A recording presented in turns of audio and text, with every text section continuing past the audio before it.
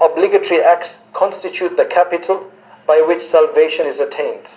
The capital, you need that seed capital to get anything. The voluntary acts are the profits by which are reached the high levels of success. So you're not going to get high levels with just a bit of capital. That bit of capital is going to establish you first.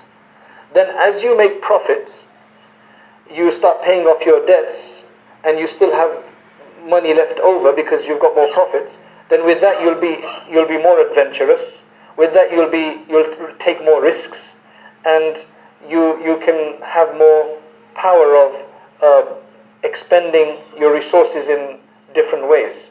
So he's using that very business kind of metaphor here.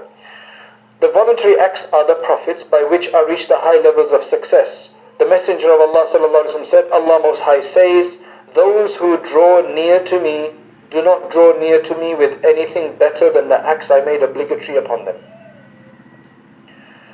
If you want to get close to Allah, you're going to have to fulfill the fara'id. The obligations have to be done. There's no negotiation there. Then you get somewhat close. You get within a boundary. After that, that's the most important boundary. Now you're in. You're part of the club. Then it's just getting closer and closer and higher and higher and higher. That's all done through Nawafil. So that's what he says. The Prophet ﷺ said, those who draw near to me do not draw near to me with anything better than the acts I've made obligatory upon them.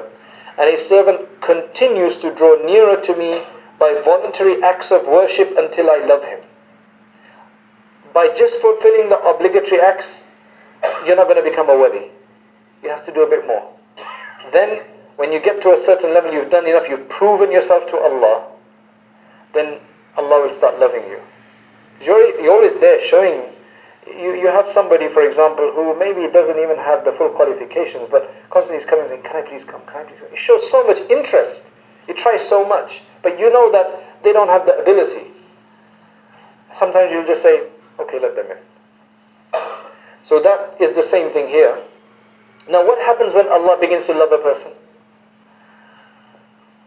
And when I love him, I become the hearing with which he hears, the sight with which he sees, the tongue with which he speaks, the hand with which he strikes, and the foot with which he walks. So I said, if you want to be successful in the world, you have to be a wali of Allah. Otherwise we will go down due to our weaknesses.